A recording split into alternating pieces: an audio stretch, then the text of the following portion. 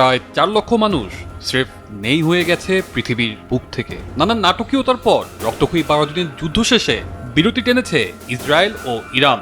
বিশ্লেষকরা বলছেন ইরান যুদ্ধে খুব একটা সুবিধা করতে না পেরে এক প্রকার পিছু টান দিয়েছে ইসরায়েল, আবার তারা মনোনিবেশ করতে যাচ্ছে গাজার ধ্বংসযজ্ঞে।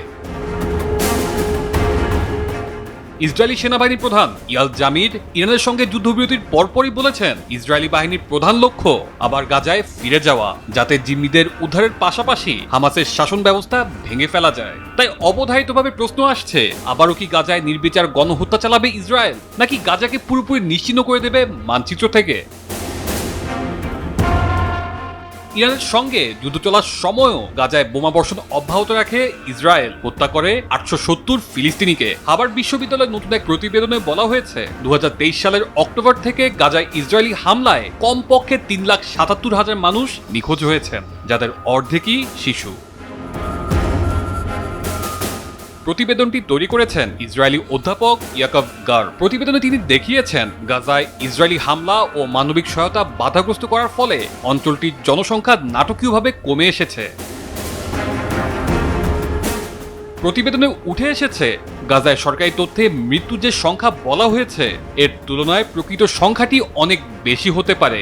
বর্তমানে সরকারি তথ্যে মৃত্যুর সংখ্যা 61,000।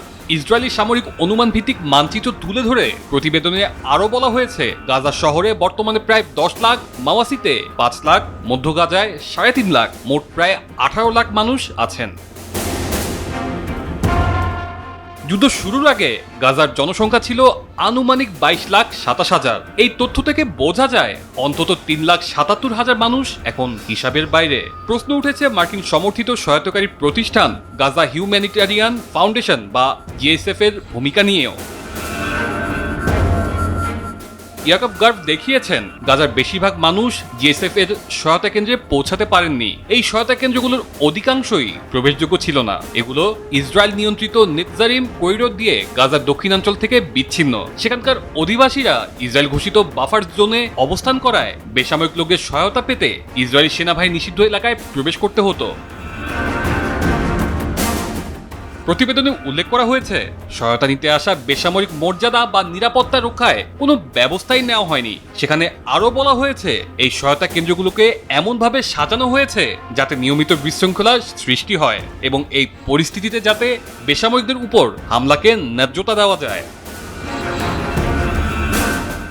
এই প্রতিবেদন প্রকাশের সময় গাজা স্বাস্থ্য মন্ত্রণালয় নিশ্চিত করেছে মে মাসের শেষের দিক থেকে সহায়তা নিতে গিয়ে ইসরায়েলের হামলায় কমপক্ষে 450 জন নিহত ও প্রায় 3,500 ফিলিস্তিনি আহত হয়েছেন। এখন দেখার বিষয় ইসরায়েল এই প্রতিবেদনের সত্যতা কতটা প্রকাশ করে। তানজিলুর রহমান তুষার, বৈশাখী সংবাদ।